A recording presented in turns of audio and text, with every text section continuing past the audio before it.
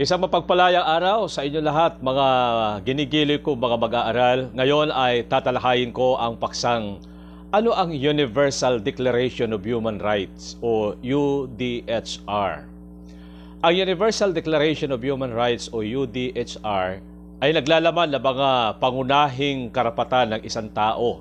Ang mga karapatang ito ay ilan lamang sa maaaring ipagkaloob ng isang lipunan sa kanyang mga kasapi. Sa mga tuwid, ang isang lipunan ay maaaring higitan pa o magkaloob ng iba pang karapatan na wala sa UDHR sa kanyang mga kasapi. Narito ang mga karapatang pantao batay sa kalipunan na mga karapatan na nakapaloob sa UDHR na naiproklama ng mga kasaping bansa ng United Nations noong 1948. Artikulo 1. Ang lahat ng tao'y isinilang na malaya at pantay-pantay sa karangalan at mga karapatan. Artikulo 2.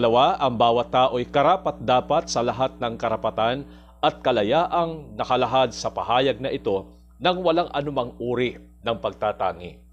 Artikulo 3. Ang bawat tao'y may karapatan sa buhay, kalayaan at kabanatagan ng sarili. Artikulo 4. Walang sino mang aalipin o bubusabusin. Ipinagbabawal ang anumang anyo ng pang-aalipin at pangangalakal ng alipin. Artikulo 5. Walang sino mang pahihirapan o lalapatan ng malupit, di makatao o mapanghamak na parusa. Artikulo 6. Ang bawat tao'y may karapatang kilalanin sa anumang dako bilang isang tao sa harap ng batas. Artikulo 7. Ang lahat ay pantay-pantay sa harap ng batas at may karapatan sa walang pagtatanging pangangalaga ng batas.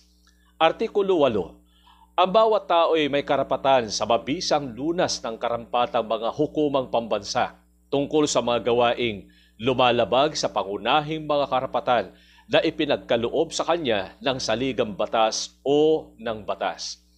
Artikulo 9. Walang sino mang ipaiilalim sa di makatwirang pagdakip, pagpigil o pagpapatapon. Artikulo 10. Ang bawat tao ay may karapatan sa ganap na pagkakapantay-pantay sa isang makatarungan at hayag na pagkakapantay-pantay sa isang makatarungan at hayag na paglilitis ng isang hukumang malaya at walang kinikilingan sa pagpapasya ng kanyang mga karapatan at pananagutan at sa anumang paratang na kriminal laban sa kanya. Artikulo 11. Una, ang bawat taong pinararatangan ng pagkakasala ay may karapatang ituring na walang sala hanggang di napatutunayang nagkasala. Pangalawa, walang taong ituturing na nagkasala ng pagkakasalang pinarurusahan dahil sa anumang gawa o pagkukulang na hindi isang pagkakasalang pinarurusahan sa ilalim ng batas pambansa o pandaigdigan noong panahong ginawa niya iyon. Hindi ipapataw ang parusang lalong mabigat kaysa nararapat ng panahong magawa ang pagkakasalang pinarurusahan. Artikulo 12. Walang taong isa sa ilalim sa di makatwirang panghihimasok sa kanyang pananahimik, pamilya, tahanan, pakikipagsulatan, nituligsa sa kanyang karangalan at mabuting pangalan. Artikulo 13. Una, ang bawat tao ay may karapatan ng pagkilos at paninirahan sa loob ng mga hangganan ng bawat estado. Pangalawa, ang bawat tao ay may karapatang umalis alinmang bansa, pati na sa kanyang sarili at bumalik sa kanyang sariling bansa. Artikulo 14. Ang bawat tao ay may karapatang humanap at magtamasa sa ibang bansa ng pagkukup-kup laban sa pag-uusig. Artikulo 15. Una, ang bawat tao ay may karapatan sa isang pagkamamamayan. Pangalawa, walang sino bang aalisan ng kanyang pagkamamamayan nang walang katwiran ni pagkakaitan ng karapatang magpalit ng kanyang pagkamamamayan. Artikulo 16. Una, ang mga lalaki at babaeng may sapat na gulang ay may karapatang mag-asawa at magpamilya nang walang anumang pagtatakda dahil sa lahi, bansang kinabibilangan o relihiyon. Pangalawa, ang pag-aasawa ay papasukan lamang sa pamamagitan ng malaya at lubos na pagsang-ayon ng mga nagbabalak. Artikulo 17. Una, ang bawat tao ay may karapatang mag-angkin ng ari-arian. Pangalawa, walang sino mag-aalisan ng kanyang ari-arian ng walang katwiran. Artikulo 18. Ang bawat tao may karapatan sa kalayaan ng pag-iisip, budhi at relihiyon. Artikulo 19. Ang bawat tao ay may karapatan sa kalayaan ng pagkukuro at pagpapahayag. Artikulo 20. Una, ang bawat tao ay may karapatan sa kalayaan sa pamapayapang pagpupulong at pagsasamahan. Pangalawa, walang sino mang pipiliting sumapi sa isang kapisanan. Artikulo 21. Una, ang bawat tao ay may karapatang makilahok sa pamahalaan ng kanyang bansa sa tuwiran o sa pamamagitan ng mga kinatawang malayang pinili. Pangalawa, ang bawat tao ay may karapatan sa pantay na pagpasok sa paglilingkod, pambayan ng kanyang bansa. Artikulo 22. Ang bawat tao bilang kasapi ng lipunan ay may karapatan sa kapanatagang panlipunan. Artikulo 23.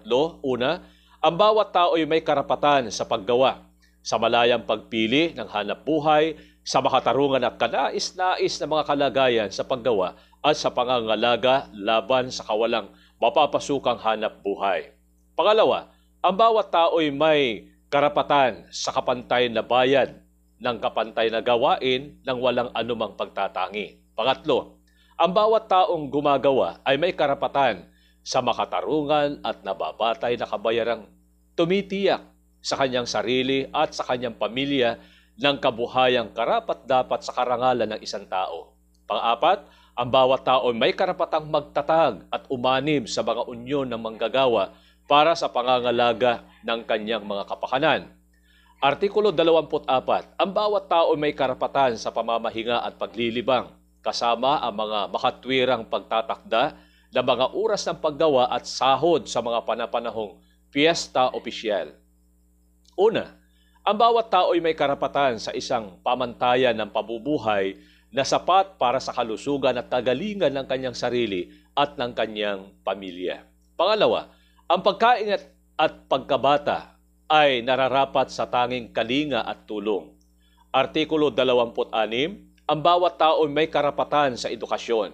Ang edukasyon ay walang bayad, doon man lamang sa elementarya at pangunahing antas. Artikulo 27. Una, ang bawat tao ay may karapatang makilahok ng malaya sa buhay pangkalinangan ng pamayanan.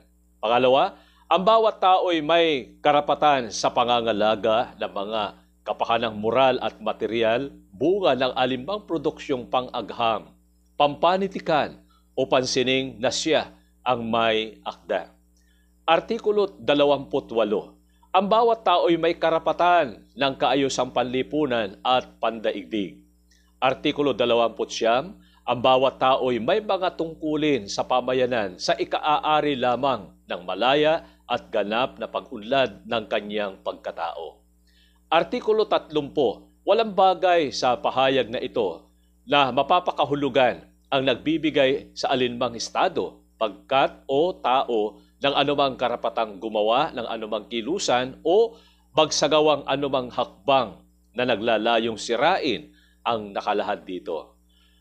Lahat ng mga karapatang ito ay nagbibigay tugon upang mapangalagaan ang dignidad ng tao. Ngunit hindi lamang sapat ang kaalaman o kabalayan sa karapatang ito. Higit na mahalaga ang pagtatanggol sa sariling karapatan at ang paggalang sa karapatan ng iba.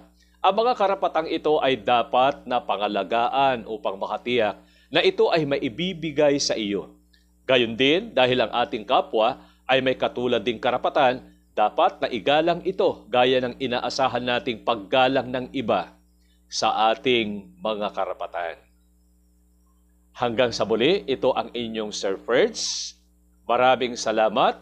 Mi estudiantes, adios, syukran.